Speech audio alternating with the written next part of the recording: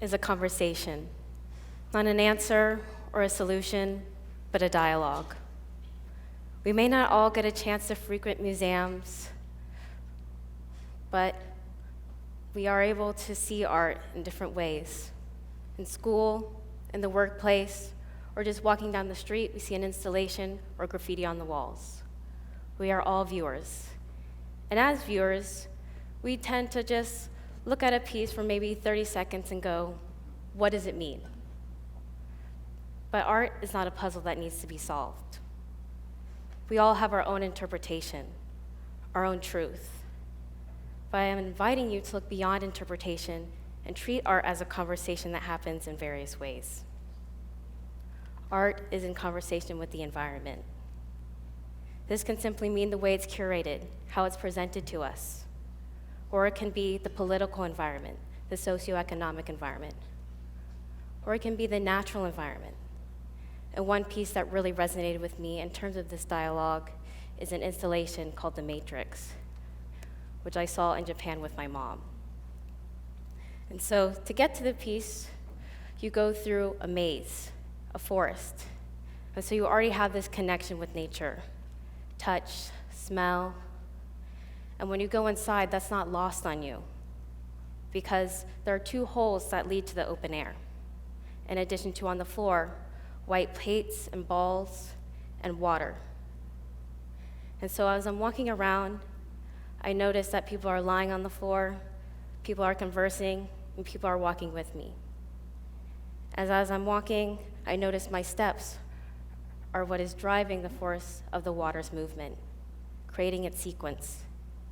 And in this way, the viewer has just as much authority as the artist in terms of building the experience. Our interactions with the piece is creating conversation. And so as an artist, I'm not just simply observing the piece, but I'm thinking critically. I'm analyzing it. It's taking inspiration and seeing how it can enhance my practice. And so this goes on to a new conversation, artists in conversation with other artists. And that happens throughout art history. Art history is essentially just artists in conversation with one another, mocking each other, criticizing each other. And in this way, there's no novelty to art, but instead there's reinvention. And so what I took from The Matrix was looking specifically at the water element and noticing when I looked in the water, my face became distorted. And so my identity became distorted. And this got me thinking about perception of identity, how we perceive ourselves versus how others perceive us.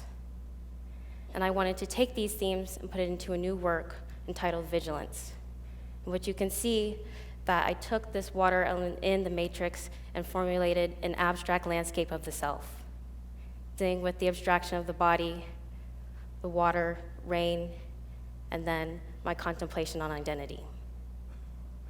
And moving on, a couple months later, I took what I learned in Vigilance and moved it on to a new medium, fashion design. And I use fashion design as a means of self-expression because as an introverted person, it's hard for me to talk like this, but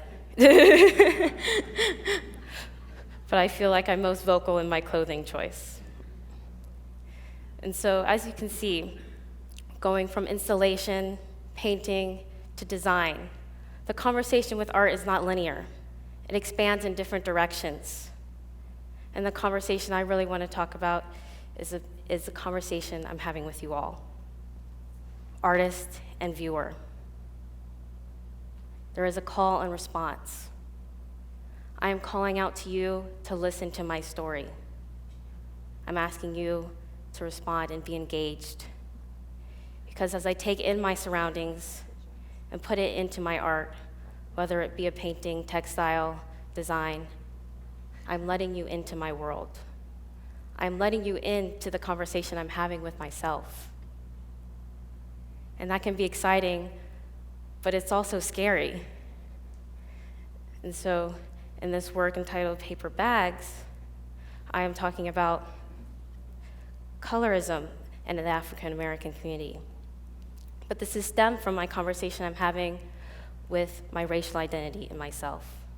While I've been talking about racial identity in my work in the past, I have yet to confront being a lighter-skinned African American woman and how that affects my experience. And so in this work, I wanted to expand on that in myself. And so I'm not just asking myself to put out these ideas and be vulnerable. I'm asking you to join in. I want you to take in this work. I want you to feel the emotion, to see how you react. You may be triggered. You may think it's humorous. You may think that you're being a little critical of it. But the important thing is to dive into your emotions. Because even beyond the artistic world, we can have great perspective-changing conversations with one another by being vulnerable in this way, by having this connection.